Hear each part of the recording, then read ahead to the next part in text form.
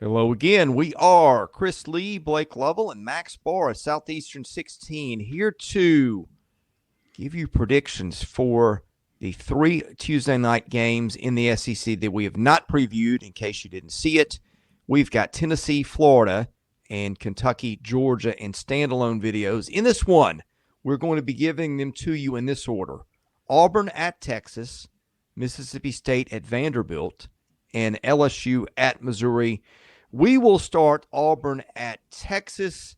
That will be in the Moody Center in Austin, Texas. The Longhorns coming off a lopsided road loss where it just got away for them in the second half in College Station. Auburn coming off a very impressive win over Missouri at home, in which the Tigers had control most of the way. Don't have a betting line in front of us. I'm going to guess, guys, this is maybe an Auburn 8 or 9 point line. I don't know, Max. You start us off with what you think that'll be and your opening thoughts on the game, please. I'm not going to be surprised if this is out at double digit spread for Auburn. I wouldn't be surprised. Probably somewhere between -8 and -12 for Auburn, somewhere around that 10 range. And for good reason. I know it's the Moody Center. Moody Center historically, really very tough place to play. They pack that place out more often than not. And obviously with Auburn having the target on their back, that it's probably going to be a rocking home crowd. The problem, though, is it's Auburn. And they have just been an absolute machine. I feel like we have used every superlative in the dictionary to try to describe this team so far. They have looked near unbeatable, except for one of the toughest road environments against one of the best teams at Duke, when they had a freshman miraculously 6 threes in the first half. I'm not going to knock Auburn for that at all. In this game, you're going to have Trey Johnson. You're going to have Tremont Mark and Kaluma hit those tough mid-range shots, because this is an Auburn defense that is just built to force you into tough contested shots. But hey, this is a talented, individual-built kind of Texas team that can, on any given night, hit a lot of tough shots, guys. Yeah, they're going to have to do it, because I'm going to keep leaning on what I've said. I just think and we have to see Texas in one of these games, because so far the sample size we have of Texas in these kind of games, they're 0-3. And they struggled mightily in the last one at Texas A&M. Now this one's at home, so it's different. And like most SEC teams, they played pretty well at home, but they also have a loss at home, and not many SEC teams do. So it's like those kind of things, you know. Is Auburn an interesting comparison to UConn? Well, UConn's look a little bit different this season, but I don't know. Like, those are the kind of things you have to look at when you're trying to figure out this Texas team to this point, in particular matchups like this one. So, yeah, there's a lot of things that they could stand out here, but this is a big prove-it game for the Longhorns. The easy answer in terms of, okay, if Texas pulls the upset, it would be two things. Well, it's in Austin. We know how teams are playing at home in the SEC this year. And number two, three-point shooting. Texas is number 7 in the country in three-point percentage, 40.3%. Auburn doesn't defend the three particularly well. I don't know if that's defense or randomness. I tend to think it's the second. I think if we are looking up and saying Texas has pulled the upset, the script falls somewhere with those two storylines. I think Texas shooting a high percentage from the three-point line has made people think they're a good three-point shooting team. This is not a good three-point shooting team. It's misleading. Let's call it what it is. Misleading. Yeah. They really don't have anyone who's categorized as like a sniper, you know, that's going to just torch it. It's they don't shoot many, and they do have a few good shooters, but this isn't a team like an Alabama, a Kentucky, a Florida, who you could be like, this is a team, Mississippi State, that can they can make 15 threes. You know, I don't think that's this type of Texas team. I think the biggest storyline is how does Texas defend Broome? They have a decent 2-point percentage defense, but that's kind of fallen back as the competition has picked up. Shedrick can hold his own against most. I don't think so against Broome, and they really don't have much behind him. This is a Texas team that is going to have a group effort here. You're going to have to get a lot from Weaver. You're going to have to maybe get a few threes off the bench from like a Jason Kent. It's going to have to be. We always like to talk about who's going to have the game. Everyone's going to have a game in order to stop Auburn. I don't know if they're going to have enough rim protection against Broome, but if they do, it's going to be because of guys like Kaluma and Shedrick, maybe a little bit of Onyema. Someone's got to step up down low, or it could be a long night. Yeah, just I'm not trying to knock Texas here, but here's the numbers, and they're clear as day in terms of, and I agree with Chris. If they're going to win this game, they're going to have to shoot it well from three. That is not in disagreement there. But their three highest shooting outputs this season, or excuse me, their five highest shooting outputs this season. Let me run through them for you. 9 of 8, so they made 9 against Chicago State. 9 of 18 for 50%. Chicago State is 360th in KenPom. 10 of 21 for 47.6% against Houston Christian. They're 338th in KenPom. 11 of 25 for 44% against Northwestern State. They're 260th in KenPom. 13 of 25 for 52% against New Orleans. They're 345th in KenPom. 17 of 30 for 56.7% against Arkansas Pine Bluff. They're 363 in KenPom. You see the trends here. Their best shooting performances have come against the worst teams, which is not surprising. That should be the case. But how do they do it against other teams, and how do they do it against a team like this that I know statistically is not, number one like they are in pretty much everything else, it feels like. They're only allowing teams to shoot 31.8%, which is not bad at all. So, yes, I still think that's Texas's best path is to try to figure out how do you shoot an efficient percentage because they're good at not turning the ball over. That's helpful in a game like this. But are they going to be able to get the points they need inside against this Auburn team? I think that's the real test here. Let's get the picks. Before we do that, Blake, tell folks if they want to put a little something on this game, where do they need to do that? If you want to put Texas money line, you can win some money here. Yep. At BetOnline continues to be the world's most trusted betting platform, your number one source for online betting. From the earliest odds to in-game live betting, BetOnline provides you with all the action and the ability to watch the games as they happen. Largest selection of odds on everything from football, the NBA, college basketball, NHL, UFC. It's all there. Head to BetOnline today. Don't forget to use that promo code BELIEVE, B-L-E-A-V, for your welcome bonus on your first deposit. BetOnline, the game starts here. Listen, you can also, if you want to have a new betting trend, bet against the Southeastern 16 Kiss of Death, because I'm going to go ahead and give you a spoiler. I don't think anybody's picking Texas here, but let's find out. Right into picks we go. I am going to say blowout incoming. I just think this is I think this is a terrible matchup for Texas. Blowout incoming. This is going to get clipped around the city of Austin and the state of Texas for months. Clip it. If Texas wins this game. Yeah, clip it. Remember, attribute Southeastern 16. So we get a little bit something out of this. So. This is an Auburn defense built to force you into tough shots, and that's kind of how the Texas offense operates. I think it's a nightmare offense against defense matchup. I don't think they can stop the interior offense of Auburn. Blowout incoming. Auburn rolls. All right, I'm going to push back a little bit against the Texas three-point shooting is a fluke. Are they overachieving? I think so. But Trey Johnson's a 42% shooter. Kaluma 47%. Mark 38%. Well, hang on a minute. Pope 43%. Now, those guys have all shot the three reasonably well in the past. They haven't shot it this well. I'm just saying I wouldn't totally dismiss that because they are the fact. Yeah, but is it enough for me to pick Texas? Heck no, not. They don't have a Janai Broome. Nobody's good as Janai Broome. Auburn, I think, is built to win on the road. You got the Chad Baker, Mazars. These kids are tough as nails. They've been in that spot. I need to see more from Texas before I can trust Texas to win a game like this. And even honestly, if I don't think it'd make a difference because I think Auburn's that good. Yeah, listen, I just quickly on the 3-point thing, it's misleading. The numbers are a little misleading, but that doesn't mean they can't be a good 3-point shooting team. It's just the numbers are way too far in the direction of making you think that they are the best in the country or something. I just think you have to put the opponent in context on that. But yes, they have guys who've shot it well in the past and all that, and that is their path to victory here. If they're going to win, they got to shoot it well.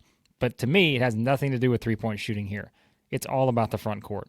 Auburn, I think, will dominate up front with the usual guys that have dominated, Janai Broome, Dylan Cardwell, Chaney Johnson. I think that is the difference in this game. And give me what has looked like the best team in the country to this point and the best player in the country at this point. That combination has worked pretty well for Auburn. I just don't like the matchup on paper for Texas. But it's a home game in SEC play. Not picking the home team. You got a problem maybe, but I'm picking Auburn here.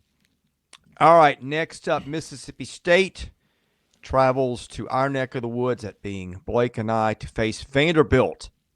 8 Central, ESPNU, Memorial Gymnasium, two teams that are pretty happy about where they are. They're both 13-1 overall. They are both 1-0 in the Southeastern Conference. Mississippi State just demolished South Carolina 85-50 on Saturday. Vanderbilt went and got the only road win in the league with an 80-72 win at LSU on Saturday. I think this is an interesting guards matchup game. Max Barr, what are you watching for off the top in this one? Yeah, two teams flying high, playing with a ton of confidence. This is going to be, I feel like this is going to be a great game. Probably a one possession favorite for Mississippi State on the road. Again, very tight. I don't think the spread would stretch out to 2 possessions. I'd be very surprised. I think it's going to be a one possession spread, and it's been the story of the season so far. Can you trust a team on the road in the SEC? It's going to be tough. Vanderbilt has, Mississippi State's offense is ranked 16th in offensive efficiency. Vanderbilt's not far behind at 28th. So we talk about Mississippi State's new look offense, how much we love it. Vanderbilt, not far behind at all, guys. Yeah, this is, one of those games that probably, if we were looking at coming into conference play this early, we may not have spent a lot of time on it 2 months ago and just curious to see how it play out. But now it's like, this is tremendous. This is a big game for both teams, and we've said all the reasons why. It's all about the upcoming schedule for both. Mississippi State goes to Vanderbilt, hosts Kentucky, then they go to Auburn. What a great start for them, right? We talked about the grind that begins for Vanderbilt. Well, it's already begun, but really after this week, if you look at their remaining schedule, it is one of the toughest I've ever seen maybe in SEC play. So crucial home game for the Commodores, who have already stole one on the road at LSU, and now they get ready to play what still feels like one of the top 10 teams in the country. So, yeah, I said the guards matchup was interesting. A lot of what Vanderbilt does is turn you over and get easy twos on the other end, and they do it with a lot of guys. They can do it with Hogard or Huffman or Tyler Tanner or a bunch of guys. They have lived off that this year. They haven't really shot the ball extremely well. They're small inside. Mississippi State, you've kind of heard Chris Jans call out their defense at times, and he flat out said it after South Carolina. He said, when we defend, that starts things on the other end, and when we lock in, we can really be good. You've started to see them defend, Max, a little bit like they did a year ago in spots, and I think that's something to watch here too. Is that and just being careful with the ball against a team that will get some easy buckets on you if you're not careful. Yeah, Hubbard has been fantastic taking care of the ball so far. Without Kanye Clary, do we maybe see Mississippi State turn it over a little bit more than they have been? This would be a team to make them do that with how Vandy's been turning people over.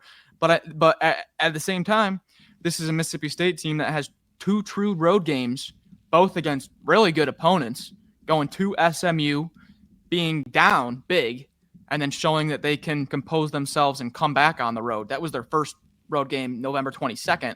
And then more recently, going to Memphis, who was kind of on a roll after they dropped the Arkansas State game. They beat Clemson and Virginia, both on the road. They come home kind of riding high, and Mississippi State goes in there and mops the floor with them. So in their 2 road games so far, if in usual games you'd be able to kind of pull on that, well, they haven't performed the best on the road. Yeah, you can't pull on that here with Mississippi State because they've been almost at their best on the road, especially in that Memphis game. Yep.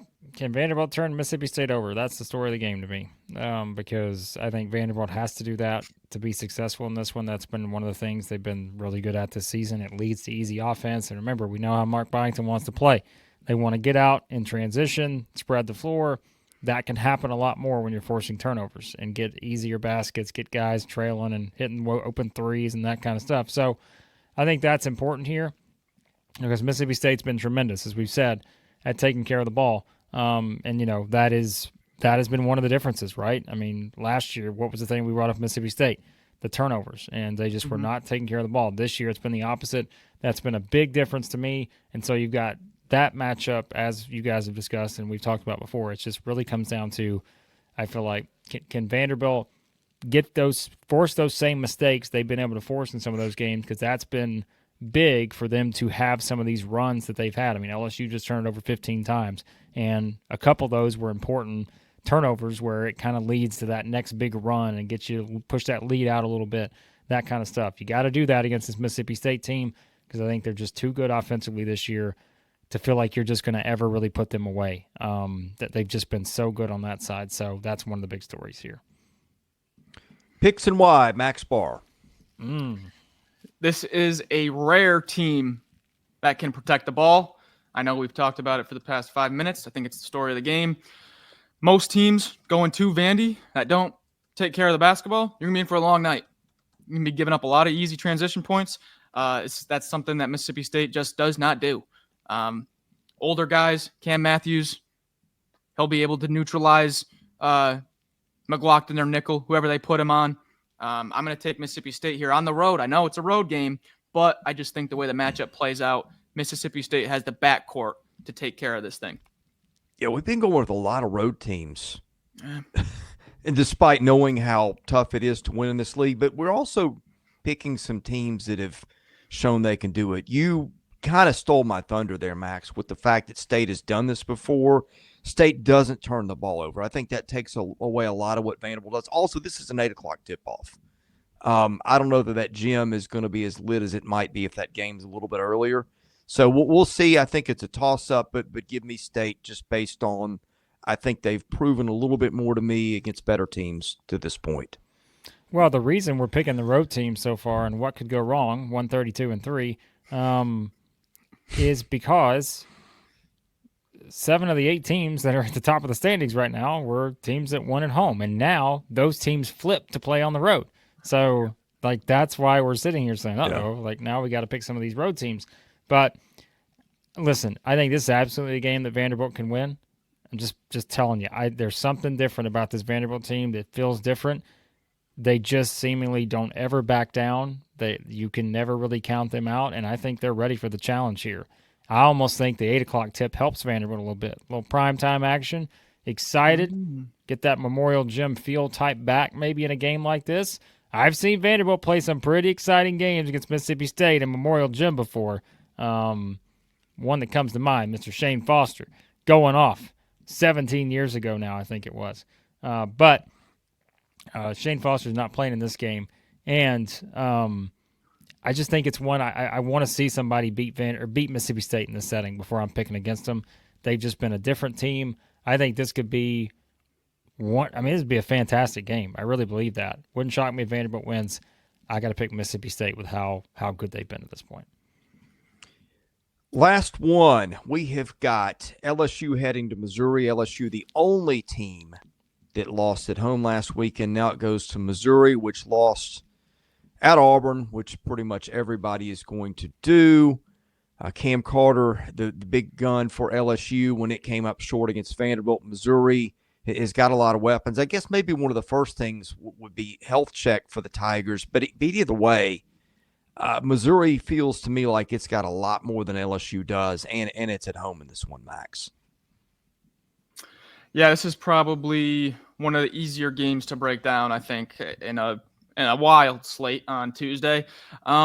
I'm just going to get right into some individual matchups here. I think a massive one is the point guard spot. Jordan Sears right now has a negative assist-to-turnover ratio. If you remember our conversations about LSU last year, had a lot to do with the turnovers. Jalen Cook came in and kind of helped that a little bit. It's a problem again this year. They are turning the ball over way too much. And this is a Missouri backcourt that can just feast on that. Ant Robinson's looking for a bounce back game. I hate to tip my pick so early, but I feel pretty confident about this one. Yeah, I mean, listen, I think the story of this game is not just the matchups. It's just this is a must-win for Missouri. Yep. I mean, they have to win this game, as we said, because, you have to hold serve at home. And I think Missouri is one of those teams when we start to look ahead, looking way ahead, long season, but they don't have the non-conference schedule strength to be able to support a loss like this at home right now. Which, again, LSU's not far down in the metrics, but you just cannot put yourself in that position. So all the pressure's on Missouri here, even though you're like, well, pressure's got to be on LSU too because they got back-to-back home games this week, or road games this week after losing at home to start SEC play, and their schedule does not get any easier. So it's an important game for both teams, but I just think on paper it seems to set up well for Missouri. Let's get the picks, starting with Max Barr. That's quick. That was quick. I think we know where this is going. Let's just get to the punch. Well, I'll be honest. I mean, if you're looking at a betting spread, I think this is going to be, I don't know, maybe a Missouri single-digit favorite. I'd be very surprised to see it out to double digits. The analytics have these teams pretty close. That's where I disagree with the analytics. I think this Missouri team is a bit better than LSU right now. I think they're going to, especially at home, I think they're going to be able to turn them over. They're going to be able to get to the free throw line. They're going to be playing with the lead. Looking for a bounce back. I think if you're looking for a betting angle, I think this is one of my favorite ones here. I think Missouri rolls. If you've listened to me before, you know what I think about Missouri's roster. I think it's better than the analytics are showing. It's already beaten Kansas at home. I thought the game in Baton Rouge Saturday for LSU was big. I thought that, Damian Collins, we didn't know if he was going to play or not. He did play. He gave them 4 points. Vanderbilt kind of, I'm not going to say had its way inside, but its strength is not really inside, and I thought it outperformed LSU there. Now they got Mitchell to contend with. He may be the most difficult matchup for all of them in what I think will be a series of difficult matchups, giving Missouri to win here. Yeah, don't let Auburn break you. That's what the story is going to be for SEC teams this season. Don't let Auburn break you. Missouri just went in, tough game at Auburn. Now they got to come back and turn around on a Tuesday and play LSU, who's kind of desperate right now, I think, after giving up a home game. So remember what this means if Missouri wins this game.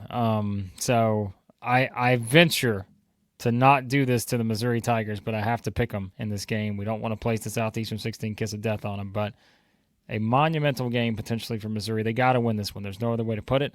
And I just think, again, the matchup, I think the turnovers, this is the kind of team they're back to playing that defensive style where they're going to get the hands on the ball. They're going to get a few easy buckets. I think that winds up being the difference in this one. Well, I hope we didn't break your favorite team with the Southeastern 16 kiss of death, but if we did, hop in afterwards and let us know about it. We'll either do a live stream Tuesday night or Wednesday morning or maybe both. We'll just have to see how it goes. Best way to get it, hit that subscribe button, enable your notifications, and do us a favor, hit the like button if you don't mind. That helps us out on the analytics. For Max Barr and Blake Lovell, I'm Chris Lee. You've been watching Southeastern 16, presented by BetOnline.